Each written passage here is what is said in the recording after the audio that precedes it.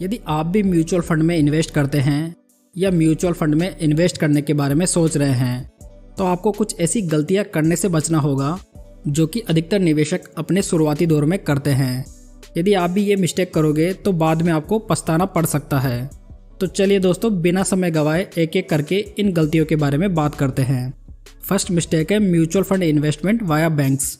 हम में से अधिकतर लोग इन्वेस्टमेंट का नाम सुनते ही बैंकों के बारे में सोचने लगते हैं, क्योंकि हमारा पैसा भी बैंक में जमा रहता है, एफडी भी बैंक से ही करते हैं और पीपीएफ अकाउंट भी बैंक से ही खुलवाते हैं। इसलिए जैसे ही म्यूचुअल फंड इन्वेस्टमेंट की बात आती है हम बैंक की राह पकड़ लेते हैं। बैंक वाले क्या करते हैं कि वे आपको सबसे पहले एक रेगुलर स्कीम थमाते हैं जिनमें कमीशन डायरेक्ट प्लान की तुलना में ज़्यादा होता है। इससे आपके रिटर्न्स लॉन्ग टर्म में बहुत ज़्यादा कम हो जाते हैं। दूसरा ये कि बैंक आपको कभी भी बढ़िया स्कीम ऑफर नहीं करते। वे आपको कोई हाइब्रिड फंड या कोई सॉल्यूशन ओरिएंटेड फंड ऑफर करते हैं जिसमें मुश्किल से 8-10% के रिटर्न्स मिल पाते हैं। इसलिए दोस्तों, आपको कम से कम म्यूचुअल फंड खरीदने के लिए तो बैंक को प्रीफर नहीं करना चाहिए। हमारी सेकंड मिस्टेक होती है रॉन्ग कैटेगरी में इन्वेस्ट करना। म्यूचुअल फंड में बहुत सारी कैटेगरीज होती है जो कि अलग अलग निवेशकों की डिफरेंट टाइप की रिक्वायरमेंट्स के अनुसार बनाई गई है। यदि आप अपने 20s में या 30s में हैं तो आपको सेक्टर फंड्स, हाइब्रिड फंड्स या फंड्स ऑफ फंड्स जैसी कैटेगरीज को तो अवॉइड करना चाहिए।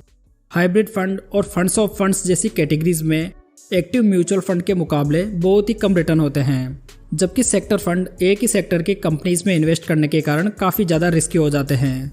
इसलिए मेरी राय में यदि आप इनिशियल ईयर्स में ऐसे फंड से दूर रह सकते हैं तो ये बढ़िया होगा। लेकिन यदि आप चाहते हैं कि नहीं, मुझे तो सिर्फ एक ही म्यूचुअल फंड में इन्वेस्ट करना है, तो आप फ्लेक्सी कैप कैटेगरी को चूज कर सकते हैं।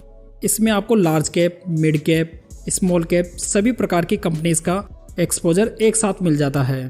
थर्ड मिस्टेक है एनएफओ में इन्वेस्ट करना। एनएफओ यानी कि न्यू फंड ऑफर। जैसे कि किसी शेयर को आईपीओ के थ्रू लॉन्च किया जाता है, वैसे ही किसी नए म्यूचुअल फंड को एनएफओ के माध्यम से प्रस्तुत किया जाता है, क्योंकि हमें म्यूचुअल फंड सेलेक्ट करते समय उसे उसके आंकड़ों के अकॉर्डिंग जज करना होता है, जो कि एनएफओ के मामले में पॉसिबल नहीं होता।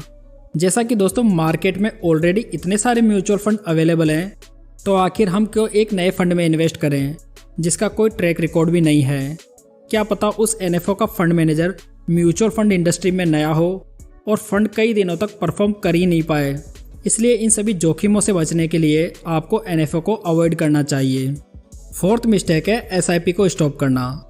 दोस्तों, यदि आप एसआईपी को स्टॉप कर रहे हैं तो इसके मेनली 2 कारण हो सकते हैं। फर्स्ट, आपको पैसों की समस्या है। दूसरा कि आप मार्केट को टाइम करने का प्रयास कर रहे हैं।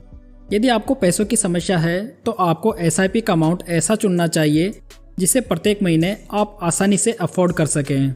दोस्तों, एसआईपी में अमाउंट से ज़्यादा इंपॉर्टेंस है कंसिस्टेंसी और डिसिप्लिन की। इसके लिए मैंने एक सेपरेट वीडियो भी बनाया है, मैजिक ऑफ एसआईपी। इस वीडियो को देखने के बाद आप एसआईपी को लेकर काफ़ी कॉन्फिडेंट हो जाएंगे, जो कि आपकी एसआईपी जर्नी में बहुत ज़्यादा मदद करेगा। इस वीडियो का लिंक आपको नीचे डिस्क्रिप्शन में और ऊपर आई बटन में मिल जाएगा। एसआईपी को बंद करने का दूसरा रीज़न है मार्केट को टाइम करने का प्रयास करना। तो दोस्तों, एसआईपी का मतलब होता है सिस्टमेटिक इन्वेस्टमेंट प्लान, यानी कि आपको एक सिस्टमेटिक तरीके से प्रत्येक मार्केट कंडीशन में इन्वेस्ट करना है, जिसमें आप लो मार्केट में, स्टेबल मार्केट में या हाई मार्केट में कंटिन्यू बेसिस पे इन्वेस्ट करते जाते हैं, जिससे कि आपको कंपाउंडिंग का बहुत ही अच्छा बेनिफिट मिलता है। दोस्तों, कोरोना क्रेज के समय मेरा खुद का म्यूचुअल फंड पोर्टफोलियो 50% लॉस में चला गया था, लेकिन मैंने वहाँ अपना इन्वेस्टमेंट ना तो बंद किया ना ही उसे विड्रॉ किया। उसकी वजह से आज मेरा पोर्टफोलियो 40% के प्रॉफिट में है। इसलिए आपको भूल कर भी अपनी एसआईपी को बंद नहीं करना चाहिए। 5वीं मिस्टेक है पोर्टफोलियो को डाइवर्सिफाई नहीं करना। हम में से कई ऐसे निवेशक होते हैं जो कि एक ही कैटेगरी की कई स्कीम्स लेकर बैठ जाते हैं, जैसे कि 3-4 लार्ज कैप फंड्स या 3-4 स्मॉल कैप फंड्स।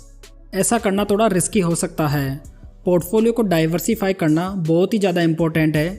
यदि आपके पास में 3-4 म्यूचुअल फंड है तो आपके पास में ये सभी फंड अलग अलग कैटेगरी के होने चाहिए। यदि आपके पास में एक कैटेगरी का एक ही फंड है तो ये मोर देन सफिशिएंट है। आमतौर पर एक 3 फंड्स के पोर्टफोलियो में एक लार्ज कैप, एक स्मॉल कैप और एक फ्लेक्सी कैप फंड अच्छा माना जाता है। 6th मिस्टेक है ओवर डाइवर्सिफाइड पोर्टफोलियो। मैंने कई निवेशकों के पोर्टफोलियो को देखा है जिसमें 10 से 15 स्कीम तक होती है।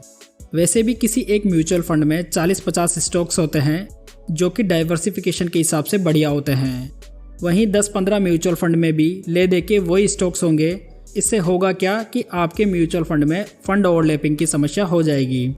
इससे आपके म्यूचुअल फंड रिटर्न्स पे भी नेगेटिव इम्पैक्ट पड़ सकता है। आइडियली आपके पोर्टफोलियो में 4 से 5 फंड अच्छे माने जा सकते हैं, इसलिए डाइवर्सिफिकेशन एक हद तक बढ़िया है, लेकिन ओवर डाइवर्सिफिकेशन तो बिल्कुल भी नहीं करना चाहिए। 7th मिस्टेक है SIP वर्सेस लमसम। यदि आप म्यूचुअल फंड में एक साथ बड़ा अमाउंट इन्वेस्ट करना चाहते हैं तो मार्केट नॉलेज के अभाव में लमसम इन्वेस्टमेंट करना रिस्की साबित हो सकता है, क्योंकि हो सकता है कि आप हाई मार्केट में इन्वेस्ट कर दें और उसके बाद में मार्केट क्रैश हो जाए। इससे आपका इन्वेस्टमेंट लंबे समय तक नेगेटिव रह सकता है। यदि आप एक बड़ा अमाउंट म्यूचुअल फंड में इन्वेस्ट करना चाहते हैं तो आप सिस्टमेटिक ट्रांसफ़र प्लान यूज़ कर सकते हैं। इसमें आपका पैसा एक डेट फंड से धीरे धीरे करके एक्टिव म्यूचुअल फंड में ट्रांसफ़र होता जाएगा। यदि आपको STP पर एक डिटेल वीडियो चाहिए तो मुझे कमेंट करके ज़रूर बताएं। दोस्तों 8वीं मिस्टेक है past return does not guarantee future returns. यदि आप किसी भी म्यूचुअल फंड में उसके पास्ट रिटर्न्स को देखकर इन्वेस्ट कर रहे हैं तो आपको सेम रिटर्न्स की उम्मीद आने वाले सालों के लिए नहीं करनी चाहिए। म्यूचुअल फंड में इस बात की कोई भी गारंटी नहीं है कि आपको वो हमेशा एक जैसे रिटर्न देगा। ये रिटर्न्स किसी साल 10% तो किसी साल 40% और ऐसे ही किसी साल में नेगेटिव भी हो सकते हैं। म्यूचुअल फंड के रिटर्न्स प्योरली मार्केट की परफॉर्मेंस पर डिपेंड करते हैं, इसलिए आपको म्यूचुअल फंड को थोड़ा लंबा टाइम देने की ज़रूरत है जिससे कि वो आपको अच्छे रिटर्न डिलीवर कर सकें। 9th मिस्टेक है म्यूचुअल फंड टैक्स के बारे में जानकारी नहीं होना।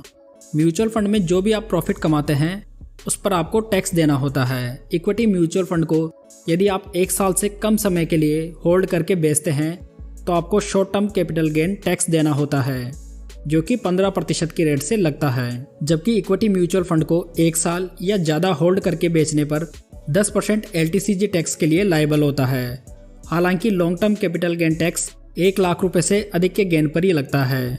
जैसे कि आपको 1,20,000 रुपये का लॉन्ग टर्म कैपिटल गेन हुआ है तो आपको मात्र 20,000 रुपये के ऊपर ही 10% की दर से टैक्स देना होगा। इसलिए आपको म्यूचुअल फंड में इन्वेस्ट करते समय टैक्स की सही जानकारी होनी जरूरी है, खासतौर पर जब आप म्यूचुअल फंड में शॉर्ट टर्म के लिए इन्वेस्ट कर रहे हो।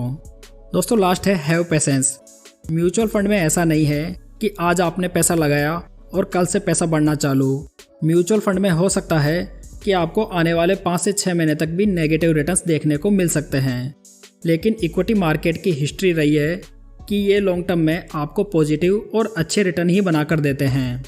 आपको रोज़ रोज़ अपने SIP रिटर्न्स को चेक नहीं करना है। जब आपने लॉन्ग टर्म के लिए इन्वेस्ट किया है तो फिर रोज़ रोज़ रिटर्न चेक करके पैनिक क्यों करना। तो दोस्तों ये थी हमारी म्यूचुअल फंड से संबंधित 10 गलतियाँ जो आपको नहीं करनी चाहिए। अगर आपको ये इन्फॉर्मेशन यूज़फुल लगी हो तो इस वीडियो को और लोगों के साथ भी शेयर करें। साथ ही इस वीडियो को लाइक कमेंट भी ज़रूर करें। तो चलिए दोस्तों फिर मिलते हैं एक नई जानकारी के साथ। तब तक जय हिंद जय भारत।